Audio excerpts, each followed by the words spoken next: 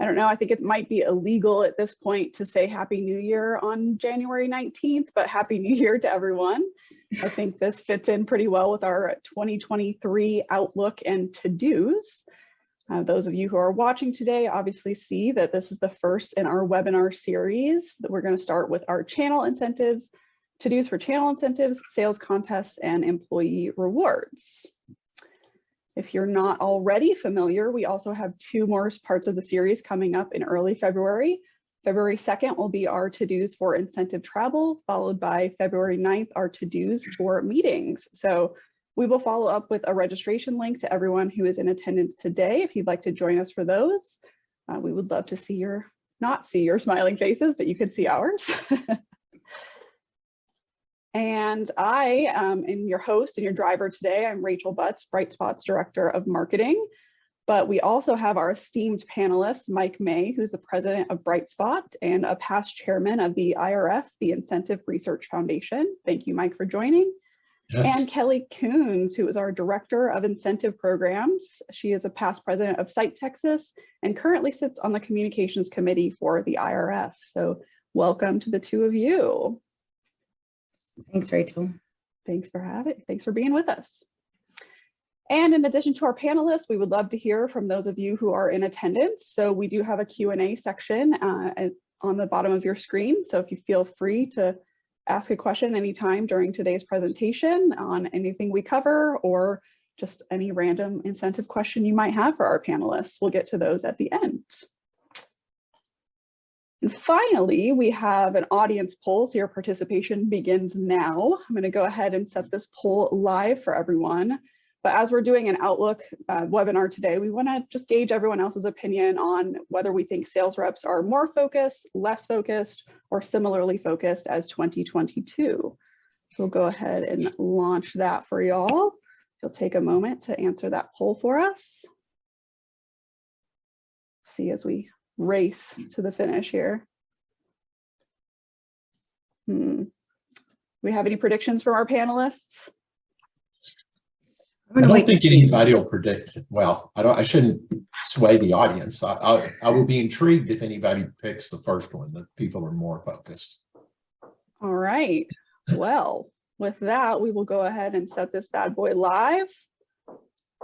And surprisingly, our results are just by a hair more focused than in 2022. That's interesting. Yes, it is. Hey, that says a lot that people are even more focused. Absolutely. I think we've done our job. We can just sign off now. Does that work? Yeah. Why do we need channel incentives if they're more focused? We'll see about that.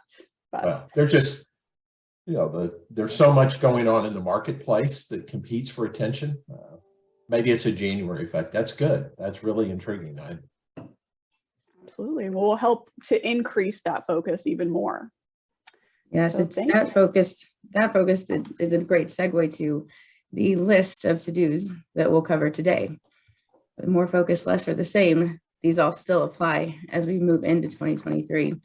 Our first one on the list would be refocus on new goals. After 3 years of lockdown disruptions, market fluctuations, and of course, an ever shuffling workforce, business leaders should stop, catch their breath, pause, and refocus on new goals.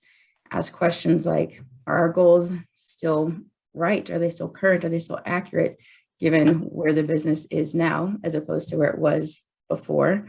What should we be focusing on? Are we targeting the right audience? Is it just about the sales rep, or are there others that would amplify the effort and investment in the incentive program? What's our go-to-market strategy? How do we compare to our competition? Are we best positioned for what we're currently focused on as our goals? And of course, we see a lot of our programs that target sales as the core metric, but looking at the sales team's knowledge, their enablement, that could also be another focus instead of just sales. So of course, the takeaway here is avoid, rinse, and repeat, keep things fresh.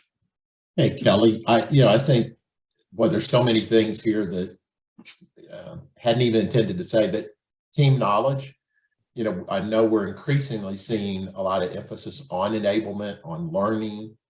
Part of that is driven by many companies seem to be shifting from hardware products to subscription-based, cloud-based products, and that there's a shift from a one-time sale to a recurring revenue sale.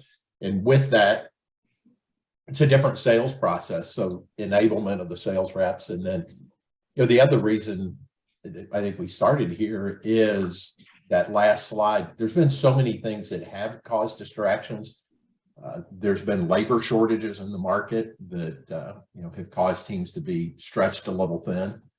So I know we often say start with goals, but I think if there was ever a time to do that, the last 3 years have been perfect years for people to take a fresh look. Absolutely. Definitely agree.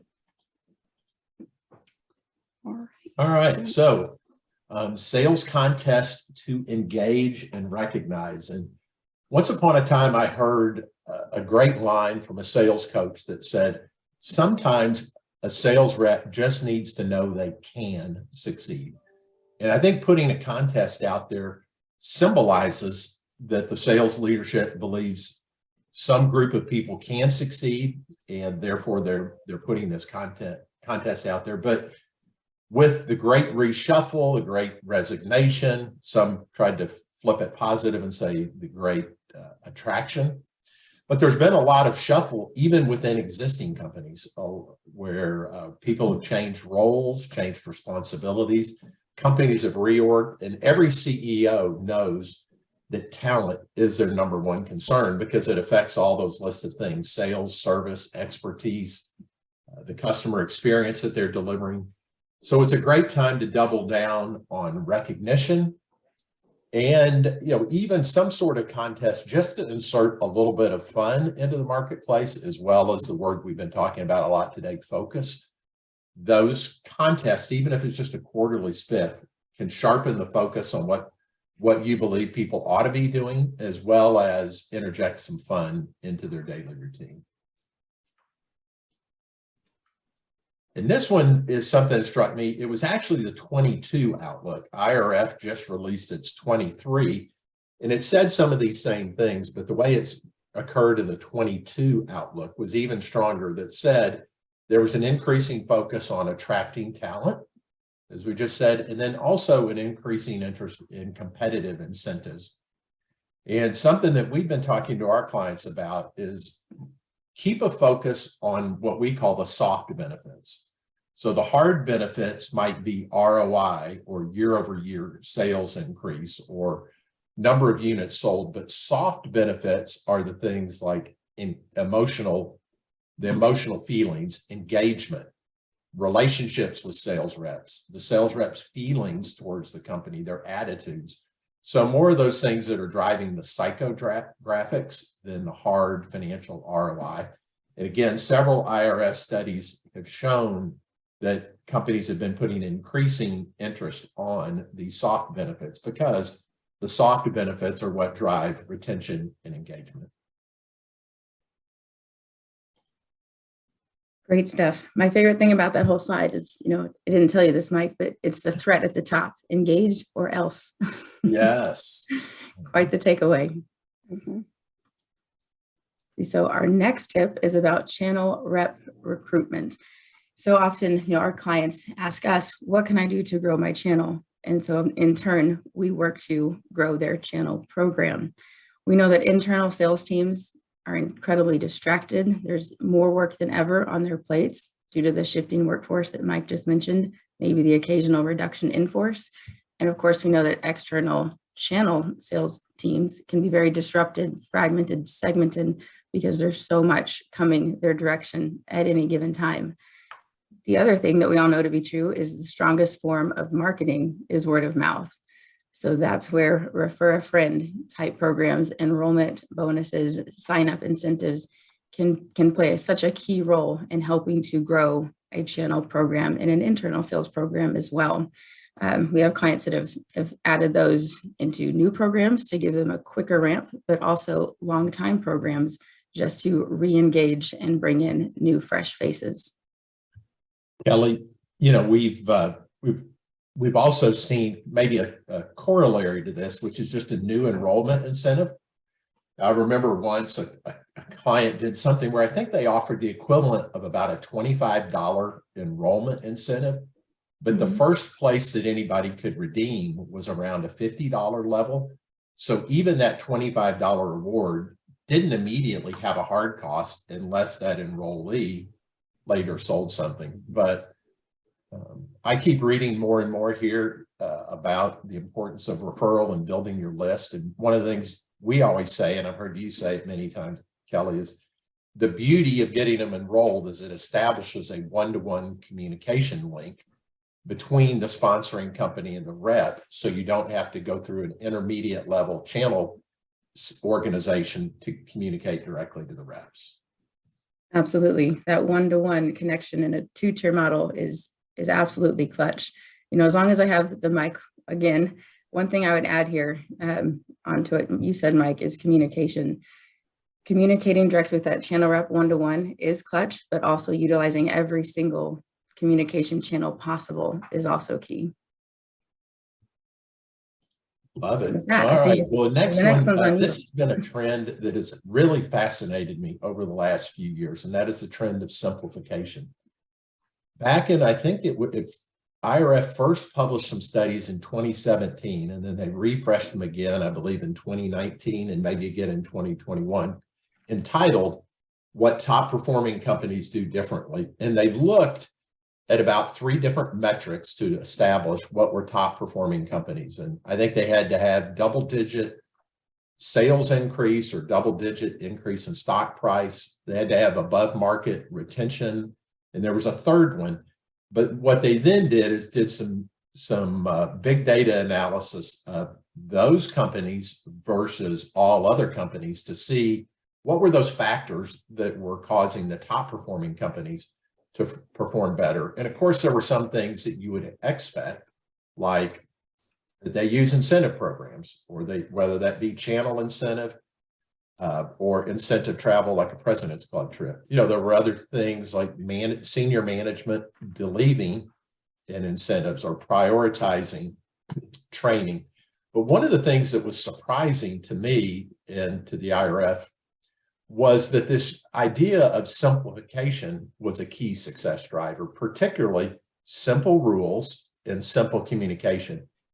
And I know, Kelly, you deal with this all the time in your role, but we see many clients that want to have pretty complex rules. And when I say rules, that could be if this, if that, you know, to qualify within this certain date and you've been certified. You know, they can have a lot of ifs that affect the eligibility of the reward, or the math, as, you know, it can accelerate at different levels or have higher percentages. In those more complex rules, it just requires the computer, the hard drive, to do more processing. So it creates the risk that people tune out. But simple rules helps focus reps on the right things, as well as simple communication. And I know, KK, again, you mentioned communication a minute ago. Very often people want to say far too much. They want to say everything that's important. They want to put everything into the kickoff announcement. And it's much better to simplify it and say only a few things so that you're drawing attention to it. If you say everything, you're really saying nothing. So our to-do here, I like, is to kiss the sales team. Now, lest you get in trouble with HR, that means keep it super simple. No one will forget that. Yeah. Always good advice when it comes to communication. So next up, think margin, not revenue. And what we're really saying here is design incentives that maximize margin and margin recognition. I'm sure we all have friends, unfortunately, colleagues that have either gone through maybe a layoff or a reduction in force lately. And whenever I ask, the answer is, well, our costs are up and our revenue's down. That's simply the reason. And what we're also seeing is that the average sale size is decreasing while volumes are remaining the same, and enterprise level deals just aren't happening as frequently as they used to. So the advice here is to look at products, design incentives, look at your products that drive the most margin, but also the most margin revenue recognition the fastest. As Mike alluded to, so many companies are moving to an MRR or ARR model, but that doesn't allow margin to be recognized quite as quick as it used to. So look at the products and deals and activities that will help you recognize margin quickly. I love all those. Okay. Well, let's see the next one. And while I'm presenting it, I must give credit to Kelly that she was the one when we were brainstorming it that came up with this, which is go rich and stand out. And, you know, one of the things due to inflation over the last 2 years, I think it's important to think, you know, many companies feel like they're doing a spiff of around $100. That seemed to be a common number for things. Well, a $100 reward in 21 declined to be worth 92 in 2022, and it'll be worth 85 this year. So if you're continuing to offer the same dollar amount, you just need to realize that with inflation, it's becoming a diminishing reward. And then the chart on the right is something that might encourage you to richen your rewards in an attempt to stand out. And in the channel space, this is what we call the take rate. And when incentives are offered in the channel space, often anywhere from 50 to 75% of the eligible sales go unclaimed, and only 20 to 25% are actually claimed. So once upon a time, I can remember a client who said, my payout on this should be $100 for a sale, but I'm going to make the reward $200 because I know I won't get 100% acceptance or claim. So therefore it allows that channel marketer said it allows me to offer a richer spiff than the hard analytics might deem. And let's see, Kelly, you know, while our to-do is go big on your most important product, I think you had a couple of examples that really stood out to me when we were talking about this. I did, and thanks for the reminder. You know, over the last year, I would say, you know, as we launch a couple of new programs every single quarter, and we work with our clients to build and structure their programs accordingly. And one thing that has been bubbling up, program after program, client after client, is that the payouts are much richer than they used to be. One example would be $500 for a meeting. Mike, don't tell our sales team that one, but one meeting, $500 per meeting. That's pretty great. One sale, $1,500 minimum. One of our programs averages $4,000 a person a quarter, so much so that they've even had to cap it at $25K a quarter, and a lot of people are hitting that cap. So one trend that we've been seeing is that as our clients work to gain market share, quota share, mind share, they're increasing their payouts to do so, to have a more successful program, higher sales, and a more engaged sales channel, whether internal or external. You know, so Kelly, one thing I think of, if we mix this slide about go rich with the last slide about focusing on high margin, I think if you put those together, it could say offer fewer spiffs, but for a higher reward amount. And I think that's so important because the average channel rep is participating in as many as 10 different spiff programs from 10 different manufacturers. So the proverbial sales bag that they carry has got a lot in it. And for any rep to try to keep track of 10 different spiffs from 10 different manufacturers would be extremely difficult. So narrowing what you offer to your most important product and going rich, we believe is a success driving strategy in 2023. Well said. Yeah. Keep it simple and rich. Exactly. Well, let's see. This next tip, what's old is new. So we all know when you ask somebody what award type they want, they're just going to say, give me the cash. And we see very often, in especially the channel space, that cash tends to be king. But what we also know to be true is of that cash or prepaid card, that gift card that you see on the screen, the top 3 areas of spend are gas, groceries, and fast food. Not exactly what you want your recipient to tie your brand back to. It's not terribly memorable. So what Bright Spot is predicting is that, well, we will all see a resurgence in tangible, memorable awards, like you see on the right side of your screen, things that actually tie the activity back to the brand, tug at the heartstrings. When you look at it on the wall, on the shelf, it reminds you of the activity that you did to get it and who gave it to you.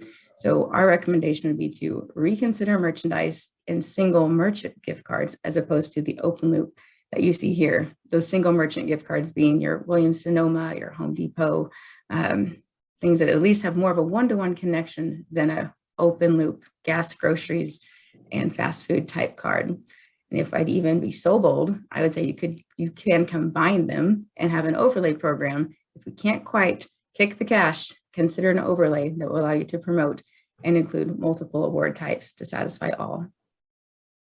Kelly and Rachel, 3 years ago, you'll remember when the pandemic started, we had a lot of clients that said, "Ooh, our channel sales reps, our internal sales employees, they're being adversely impacted on their ability to make sales during the pandemic." So they said, let's give them what they need, which was a Visa card, although, they recognized it disappeared. But I think you even had a client in the last quarter or two that said they wanted to shift from the Visa to what you call these single merchant closed loop cards. Mm-hmm. What was it they said? They wanted to stand out, not to go back to an old tip, but like I said just a minute ago, cash does tend to be king in the channel. But one client came to us and said, I don't care. I want to be different. I want to give them a catalog of merchants to choose from so they have more choice. They're not just spending it on gas, and it curates that catalog for single merchant type cards. Along that same line, Mike, I would say that we saw an over rotation to the digital, to the virtual these last 2.5 years. And it's going to be a challenge to rotate out of that. But in doing so, it'll set those that do ahead of the competition. Just Monday or Tuesday, I received a virtual card with no branding on it, couldn't get it in mobile wallet, couldn't really tell you where it is now other than 300 emails buried. But there's not much tie back to the brand. And that's really what we're missing out on in sticking with the old. Yeah, good. You should hire that client. They sound smart. So I believe this is our final trend and outlook that'll be coupled with a to-do. And, we hear a lot today about diversity. We could probably rarely turn on a news TV show and not hear something about diversity in the form of, whether that's racial diversity, ethnic, religious, gender. We hear a lot about that. But I saw something the other day about diversity of a different kind that really struck me, and it affects what we're talking about here with channel programs and sales contests, and that is age diversity. And this was a study from a group called Live Career, and it said that I think it was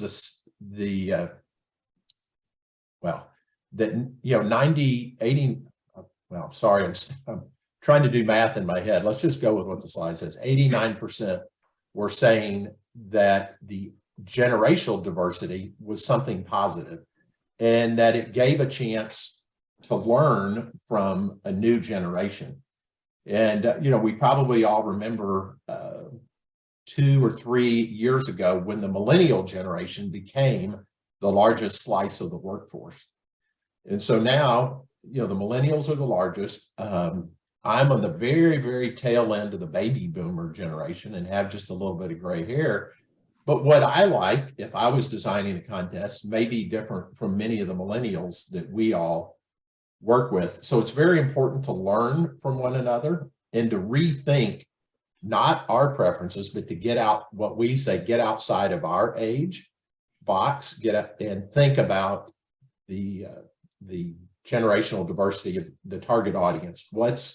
What's the middle of the bell curve of the group we're trying to reach? And so I thought this one was just fascinating, talking about generational diversity in the workforce. Absolutely is. As someone who chooses to be gray, I definitely agree with that, Mike. Awesome. Well, thank you so much for those tips and to-dos. Right now, we will open the floor again for Q&A. So don't forget to add your questions to that Q&A box here, and we will get to them at the end. While you think of some good questions, as always, we have some good resources for you. The first of which are our ebooks, including channel rewards and incentive software platforms. So we will send this deck out after the fact, so you can download those if you can't get to those vanity URLs right now. And as I mentioned at the top of the hour, we do have 2 more webinars coming up. This next in the series is all about incentive travel, from budget to destination options, gifting, and how to build culture, everything in between. And then our final webinar of the series is on February 9th, and that's to-dos for meetings, which, surprise, surprise, will cover budget again, a few more destinations, and how to rethink your hybrid, sustainability, and who you invite. So we're looking forward to hearing from our panel on those.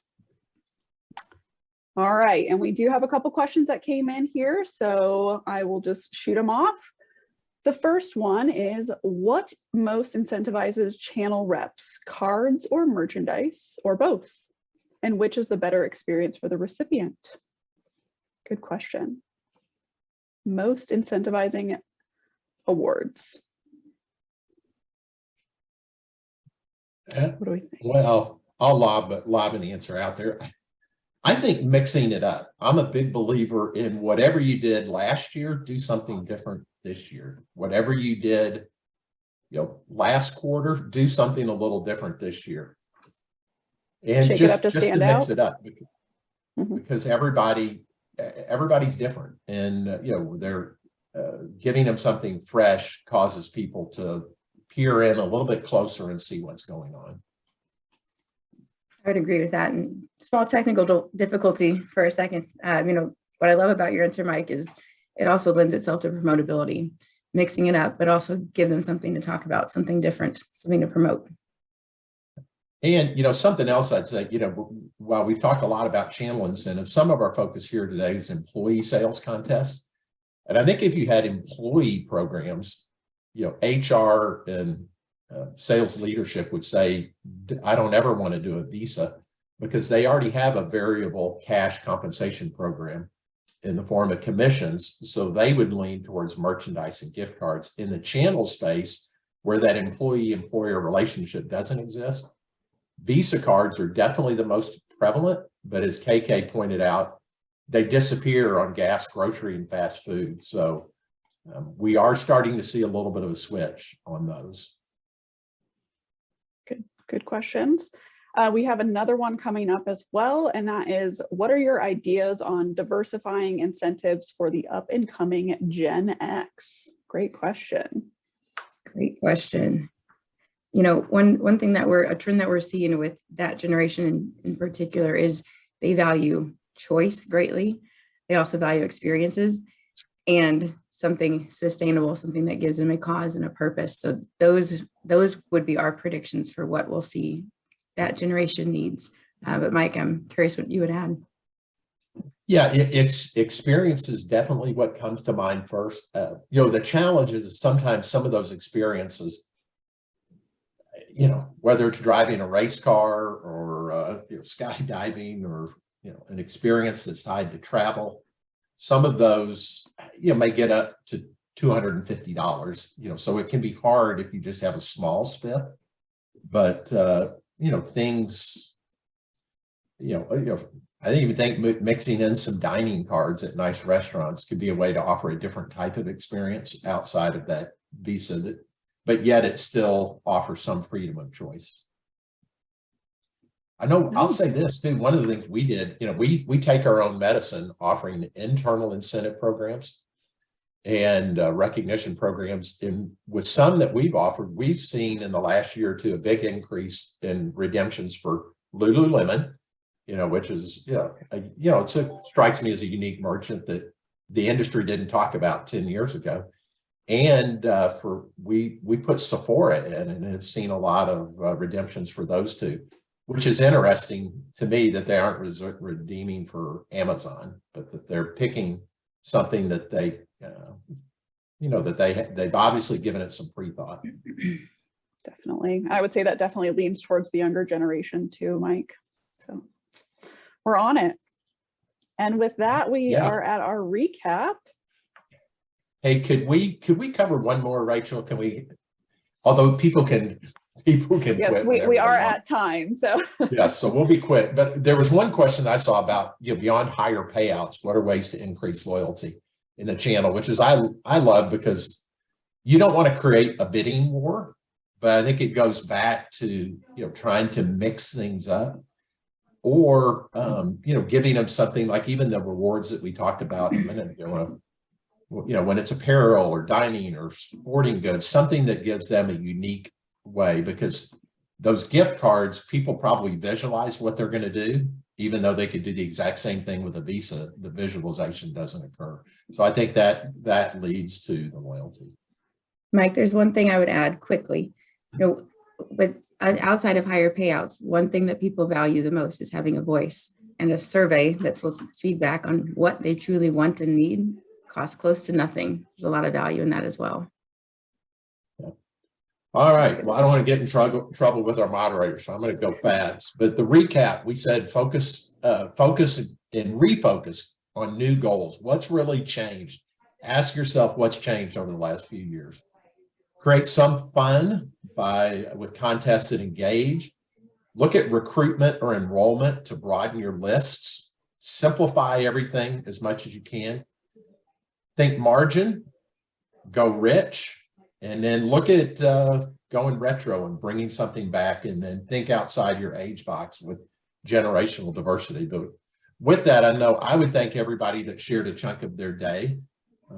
We will be publishing all of this in a blog, but we don't want to just make this passive talking about Outlook. We tried to couple it with something actionable in the way of to-do. So hopefully it resonated with our audience today.